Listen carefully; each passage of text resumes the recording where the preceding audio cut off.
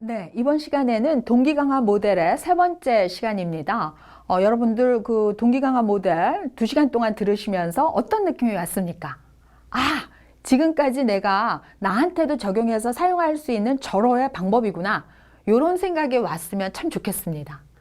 그래서 동기 강화 모델의 이번 시간에는 세 번째 시간으로 보다 더 현장에서 또 나를 위해서 사용할 수 있는 방법이 됐으면 하는 소망으로 강의를 시작해 보도록 하겠습니다. 그 동기 강화 모델의 그 원리에 대해서 소개를 하면은 여러분들이 쉽게 더 이해를 할 수 있지 않을까 싶습니다. 동기 강화 모델의 원리 4가지가 있는데 주로 누가 이야기한 거나 하면 롤릭, 밀러가 이야기한 거예요. 그래서 동기 강화 모델 하면은 다양한 학자도 이해를 하시지만 롤릭과 밀러를 많이 기억을 하시기 바랍니다. 첫 번째 원리로 공감의 표현이 있습니다. 동기 강화 모델을 하기 위해서는 이 언어적인 이 표현 능력이 굉장히 진정성 있고 진솔하고 또 굉장히 선명해야 돼요. 왜냐하면은 지지를 해줘서 내부의 동기를 끌어내야 되기 때문에 공감을 하지 않는다. 그러면은 클라이언트로서는 내가 가지고 있는 이 양가 감정 중에서 해야 되는 거야, 말아야 되는 거야. 또 양가 감정에 허우적거리기 시작해요. 그래서 확실한 공감, 이것을 표현을 해야 됩니다. 그래서 워커와 클라이언트 관계 형성을 위해서 공감은 필수적이기도 하지만 동기 강화 모델을 활용하기 위해서 공감적 표현은 절대적이라고 할 수 있습니다. 그 공감 표현을 하기 위해서 클라이언트의 상황을 그가 느끼는 상황하고 똑같이 같은 정도로 같은 감정선에서 느끼고 공감하고 있다는 게 충분하게 클라이언트한테 전달이 되어야 되겠죠. 그러면서 클라이언트도 이 사회복지사는 내 편이구나. 그리고 나의 문제를 해결하기 위해서 나의 오른팔이 돼주는구나. 난 혼자가 아니야. 할 수 있어. 그리고 내가 혹시라도 불안하거나 어려울 때 함께 협력할 수 있는 분이야. 사회복지사야. 이렇게 되면은 뭐가 됩니까? 신뢰, 트러스트가 형성된다라는 거죠. 그러면 이러한 신뢰적인 관계가 형성되면은 동기 강화 모델의 반은 된 겁니다. 믿고 쫓아서 할 수 있는 보험이 있기 때문에. 여러분들, 제가 지난 시간에 말미에서 yes, no 해가지고 동기 강화 모델과 관련해서 좀 이 질문 3가지 정리를 해봤었죠. 이러한 양가 감정, 할까 말까의 양가 감정이 왜 일어납니까? 하기 싫고 불안하고 두렵기 때문에 일어나는 거예요. 근데 이 클라이언트가 사회복지사의 진정한 공감을 받고 있고 나는 할 수 있다라고 믿어주는 사람이 가까이에 있고 힘 있는 사람이 있고 그리고 사회복지사의 신뢰를 받고 있다라고 믿게 되면은 동기의 강도가 훨씬 커진다라는 거죠. 그런 입장에서 공감 표현하는 데 있어서 사회복지 실천 기술에 진솔한 방법이 들어가는 겁니다. 두 번째로는 동기 강화 모델의 두 번째 원리는 불일치감을 만드는 거예요. 그래서 클라이언트의 가치와 행동 간의 차이를 분명하게 알 수 있도록, 통찰할 수 있도록 알려주는 거예요. 클라이언트의 마음, 가치는 하고 싶은데 행동은 안 되는 거. 이런 것을 분명하게 이렇게 딱 드러내주는 거. 눈으로 딱 볼 수 있도록. 이게 중요합니다. 이게 불일치감 만들기입니다. 너는 말로는 아니면은 우리 클라이언트는 말로는 계속해서 한다 그랬는데 안 되고 있는 행동은 왜 이런지에 대해서 딱 눈으로 볼 수 있다 라고 하면은 클라이언트가 스스로 내가 안 되는 이유는 A, B, C, D 이런 문제 때문이에요 라고 연관이 될 수 있다라는 거죠. 그래서 전통적인 중독 치료에서는 이렇게 직면 기법이 아닌 스스로 자신의 양가 감정을 파악하고 검토하는 방법을 주로 씁니다. 이 직면이라는 거는 뭐예요? confrontation이죠. 딱 맞닥뜨리는 것을 이야기해요. 그냥 슬쩍 넘어가는 게 아니라 안 하고 있는, 왜 술을 끊는다 그랬는데 그 수요일 날 저녁부터 몰래 친구들과 만나서 술을 마셨는지, 그거를 딱 confrontation, 직면하는 거. 예, 요런 기법 쓰잖아요. 그러면은 도망갑니다, 클라이언트가.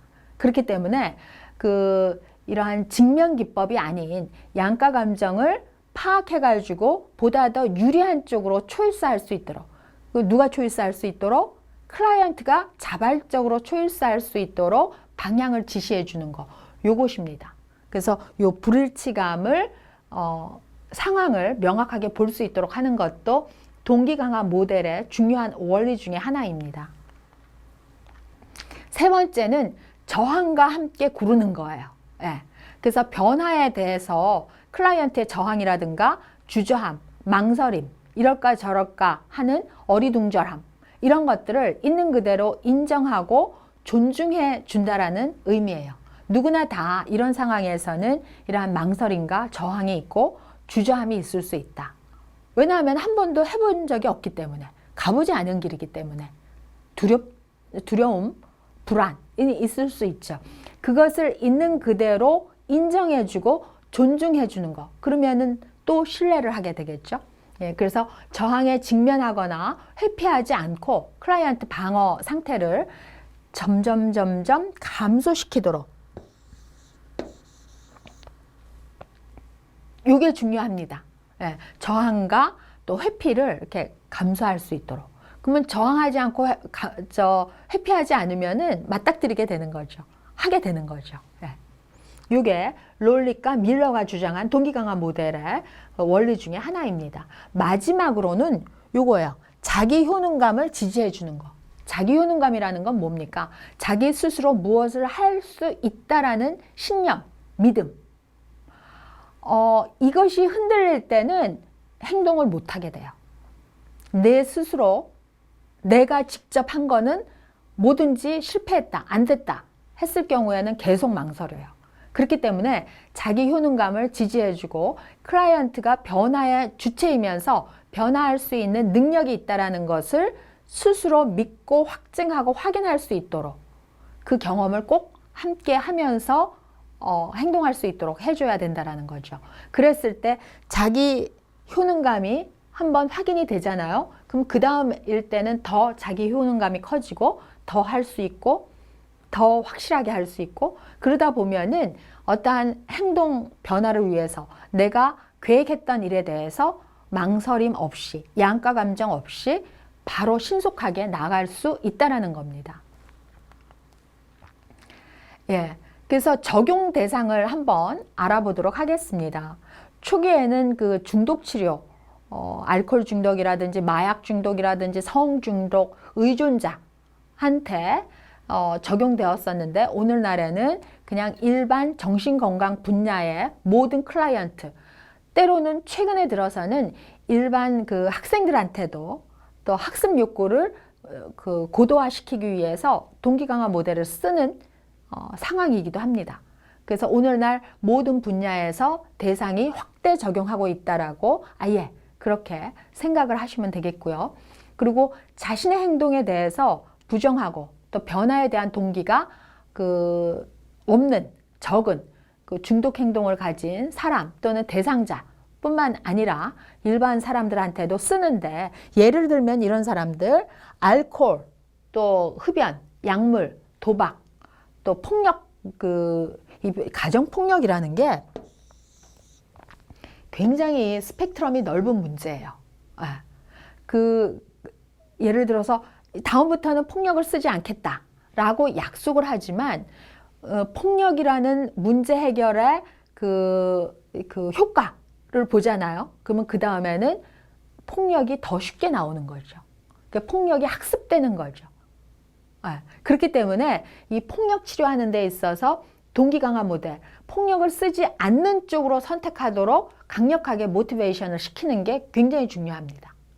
그래서 대인 폭력도 마찬가지죠. 그래서 폭력을 저지르는 사람은 문제 해결 방법 중에 그 폭력, 주먹 이 훨씬 더 쉬운 방법이기 때문에 계속해서 그걸 쓰거든요. 인간이란 자기가 지금까지 익숙해 왔던 효과라고 생각하고 믿는 그런 방법들을 계속해서 쓰는 경향성이 높습니다. 이런 상황 속에서 동기 강화 모델에서는 보다 더 건전하고 건강하고 평화적이고 또 인간 존중적인, 그 다음에 문제가 와전되지 않는 방법 내에서 그 도구를 활용할 수 있도록, 또 방법을 활용할 수 있도록 도와주는 거죠. 그런 측면에서 그 폭력, 학대, 이러한 측면의 치료에도 유용하다라는 거 이해를 하시기 바라고요. 또 만성질환이라든지 이중장애라든지 또 비만장애, 그 다이어트 할 때 동기 강화 모델 굉장히 중요합니다. 동기 강화 모델이 중요해요. 다이어트를 할 때는 처음에는 작심삼일이라 해가지고 굉장히 열심히 하죠. 하다 보면은 내가 왜 이걸 하고 있나? 이런 상황 속에서 계속 할 것인가 말 것인가의 모티베이션, 그 방향 흔들림이 왔을 때 개입할 수도 있고, 또 이 비만 해결을 위해서 과학적인 여러 가지 그 근거를 들어가지고 반드시 내가 건강을 위해서 다이어트를 해야 되겠다. 이런 측면에서도 동기 강화 모델이 많이 쓰이고 있습니다. 도벽 치료에도 많이 쓰이고 있어요. 그리고 에이즈, HIV 이쪽에 개입해서도 동기 강화 모델이 많이 쓰여지고 있습니다. 그러면은 이제 구체적으로 이 그 프로세스가 어떻게 되는지 적용 절차에 대해서 알아보도록 하겠습니다. 이 동기 강화 모델도 1년 365일 매일 할 수는 없어요. 그래서 대체로 한 3개월 이내에 딱 그 기간을 정해놓고 단기 개입으로 하는 게 더 효과적이에요. 때로는 처음 내지 두 번째 개입만으로도 많은 효과를 낼 수도 있습니다. 동기 강화가 동기가 어느 만큼 증진되었는지 또 강도가 센지에 따라서도 달라질 수 있겠죠. 그래서 인지행동 모델이나 해결 중심 모델 요거하고 같이 병합해 가지고 복합으로 해서 쓰이면은 더 효과적이겠죠. 뿐만 아니라 동기 강화 모델은 꼭 이렇게 대면으로 만나 가지고 하는 것뿐만 아니라 전화 그 카운슬링에서도 많이 쓰이고 있고요. 또 부모 교육이라든지 또 그 우리 사회복지에서 많이 하고 있는 케이스 매니지먼트, 사례 관리, 그 다음에 최근에 커뮤니티 케어, 또 개별 상담, 집단 치료, 이러한 개입에서도 굉장히 유용하게 쓰이고 있습니다. 그래서 문제의 강도라든지 문제 해결을 보다 더 명쾌하고 선명하게 이끌 수 있는 복합 요법이라고 생각을 하시면 되겠어요. 그리고 팔로우업 서비스에서도 이미 효과가 있어서 치료가 끝났다. 또 세션이 끝났다. 근데 어느 날 보니까 팔로우업 서비스를 하다 보니까 이게 흐지부지 유지가 안 되고 있다 라고 할 때 동기 강화 모델 개입을 해야 되겠죠. 그러면은 그 적용하는 5단계가 있습니다. 처음에는 그 숙고 전 단계라 그래가지고 클라이언트가 6개월 내에 현재 행동 양식을 변화시키는 것에 대해서 전혀 인지하지 못하고 고려하지도 않은 상태가 있는 경우 괜찮습니다. 이런 거 동기 강화 모델로 할 수 있어요. 근데 이제 두 번째 그 단계로서는 이게 이제 첫 번째 단계이고 두 번째 단계로서는 클라이언트의 현재 행동 양식이라든가 행동 변화로 인해 가지고 이거 하면은 굉장히 나한테 좋을 것 같은데 이것을 그 행동이 변화하면은 나의 삶은 완전히 드라마틱하게 달라질 것 같다. 이랬을 때 그 이해관계를 체크해 보게 되겠죠. 이때 이제 숙고 단계가 되는 겁니다. 세 번째로는 준비 단계가 있는데 클라이언트는 행동 양식을 변화시키기 위해서 그 실행에 전념하겠다라는 그러한 약속을 하고 또 변화를 위해서 계획 세운 것을 실행하겠다라는 또 그것을 그대로 쫓아가겠다라는 그러한 결심을 하는 단계가 바로 준비 단계입니다. 그래서 변화를 위한 계획과 전략을 개발하게 되고 짜내게 되고 또 그 나에게 맞는 것을 피팅한다 그러죠. 그 나에게 맞는 그 단계를 워커 클라이언트가 협동해가지고 파트너십을 이루어서 계획과 전략을 짜내면 더 효과적이겠죠. 네 번째 단계로 실행 단계가 있습니다. 실행 단계에서는 클라이언트는 그 계획을 실행하고 또 행동 양식을 변화시키기 위해서 새로운 행동 양식을 만들기 위한 하나하나의 과정을 밟게 됩니다. 이럴 때 때로는 잘할 수도 있고 잘못할 수도 있고 이렇지만 이때 누가 함께 있습니까? 사회복지사가 함께 하는 거죠. 그렇기 때문에 안전하게 실행을 할 수 있어요. 그리고 유지 단계에서는 뭐냐 하면 새로운 행동 양식이 나한테 익숙해져 가지고 계속 가야 되잖아요. 그래서 최소 이제 6개월 이상 바라보고 6개월 이상 지속되면은 그 행동이 나한테 익숙해져서 내 행동이 되는 그러한 단계가 되는데, 개인의 생활 양식 속으로 견고하게 뿌리 박을 수 있도록 뿌리를 내려서 내 삶과 조화롭게 통합이 되고 이 새로운 행동 양식이 내게 되는 이러한 5번째 단계로 유지 단계가 있습니다. 요 그 동기 강화 모델이 그 적용되는 요 5단계의 절차를 머릿속으로 이렇게 정리를 하면서 모델의 기술을 배워보도록 하겠습니다. 이 동기 강화 모델에서는 이 OARS 해가지고 이 앞 이니셜을 땄는데, 이런 기술을 계속 사용해야 돼요. 동기 강화 모델에서는 했어요, 안 했어요, yes, no 그게 아니에요. 그 상황에서 하지 못한 상황은 무엇인가요? 이렇게 개방형 질문을 하셔야 돼요. 네, 오픈 퀘스천을 해야 된다는 거죠.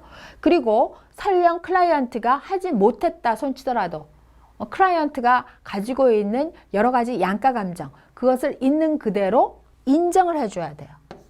네, 인정을 해주고 수용을 해줘야 됩니다. 그리고 반영을 해줘야 되는 거죠. 반영. 클라이언트가 이야기하는 그대로를 다시 한번 비춰주는 거죠. 비춰줄 때는 그냥 그 반사만 해주는 게 아니라 어떻습니까? 그 사람이 가지고 있는 감정과 미세한 그 마음의 파동, 이런 것까지도 같이 내가 다 이해하고 있다, 수용하고 있다, 알고 있어, 함께 할 거야, 이런 것을 비춰주는 것을 반영이라고 합니다. 그리고 summarizing, 요약하는 거는 그 계속해서 동기 강화 모델에서는 세션이 끝날 때마다, 시작할 때마다 요약을 해줘야 돼요. 네. 그래서 그 전과하고 연관돼 가지고 연관 관계가 확고해질 수 있도록 하는 거죠. 제가 강의할 때 계속해서 이게 이제 그 여러분들 강의 연상을 수월하게 하기 위해서 전 단계에서는 어떤 강의가 이루어졌는지, 다음 단계에서는 어떤 강의가 이루어지는지에 대해서 계속해서 서머라이징 하는 거하고 같습니다. 이게 요약 기법이라고 할 수 있어요. 그래서 동기 강화 모델에서는 이 모델의 개방형 질문하기, 인정하기, 반영하기, 요약하기, 요 그 4가지가 계속해서 각 그 회기마다, 세션마다 그 계속 쓰여진다라고 생각을 하시면 돼요. 그래서 이것을 기본 기술이라고 합니다. 그래서 여기에서 하나하나 더 들어가서 정리를 해보면, 개방형 질문이라는 것은 클라이언트의 시각에서 어려움에 대한 정보를 수집하는 데 도움이 되는 퀘스천이에요. 그래서 클라이언트가 자신의 상황이라든가 생각이 잘 반영되도록 대답할 수 있는, 그래서 개방형 질문을 했을 때에는 폐쇄형 질문을 하는 것보다 클라이언트의 여러 가지 정보, 클라이언트의 상황을 더 많이 얻어낼 수 있겠죠. 그러면은 클라이언트를 더 많이 이해할 수 있겠죠. 네, 그렇게 되는 겁니다. 두 번째로는 인정하기는 클라이언트의 감정이라든가 긍정적인 측면, 또 두려움, 또 그 양가 감정, 이러한 모든 것들에 대해서 수용하고 지지해 주는 것을 이야기합니다. 그래서 클라이언트의 자존감을 높일 수 있고 또 관계 형성에 도움을 줄 수 있기 때문에 굉장히 유용한 기법이에요. 그리고 이 인정하기가 정직하게 또 진솔하게 들어가면은 클라이언트와 워커 간의 그 신뢰성이 돈독해지기 시작한다라는 거죠. 세 번째로는 반영하기. 워커 클라이언트 간에 이루어지는 어떤 기술 중에 한 가지인데, 워커가 클라이언트의 말을 바꾸어서 한 번 더 말하거나 클라이언트의 생각이나 감정 상태에 대해서 진솔하게 비춰주는 거. 너가 지금 생각하는 것은 이런 것을 얘기하는 거지. 다 이해하고 알고 있다. 함께 하겠다. 라는 메시지와 함께 전해질 수 있어야 된다는 거죠. 그리고 클라이언트의 말을 집중해서 듣고 공감하고 이해하고 있음을 보여주는 것까지도 전달하는 게 반영하기입니다.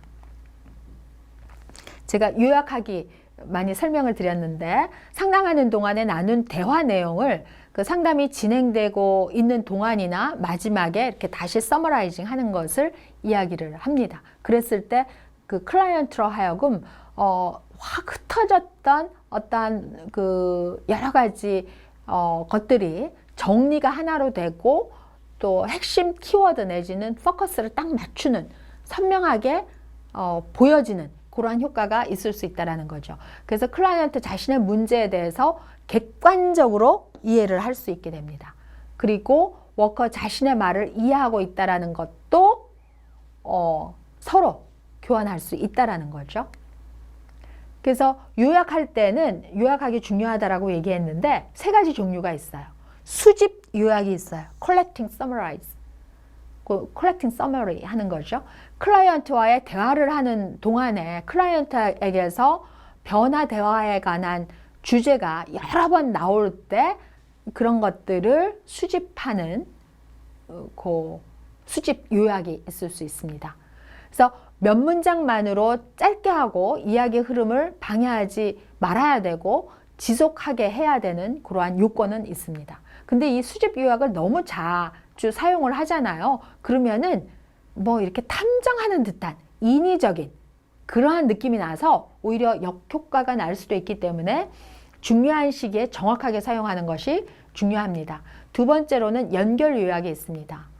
기존에 계속해서 과정의 흐름 속에서 이전에 이야기했던 것 중에서 두세 개, 그 이상의 내용들 간에 클라이언트가 다시 그 음미해서 이해할 수 있도록 연결 짓는 연결 요약, 링킹 서머리를 할 수 있습니다.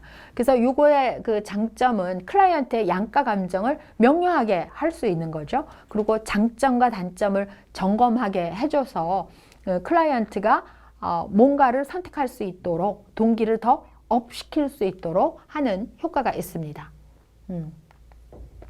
그리고 요약하기에 세 번째 종류 중에 세 번째, 전환 요약이 있어요. 그래서 초점, 지금까지 맞춰져 있던 초점에서 다른 초점으로 이동하려고 할 때, 그때 사용하는 겁니다. 그래서 오늘 이제 그 세션이 끝날 때라든지 전체적으로 뭔가가 변화를 줘야 될 때 전환 요약을 하는 거죠. 지금까지는 이렇게 해왔는데 다음부터는 이렇게 할 것이다.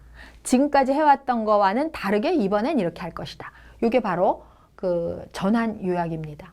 그래서 요거는 클라이언트와 동반자적인 자세로 요약하고 수정하는 게 훨씬 더 효과적이겠죠. 지금 우리가 이렇게 해왔는데 앞으로는 이렇게 우리가 함께 할 것이다 라는 게 전환 요약입니다.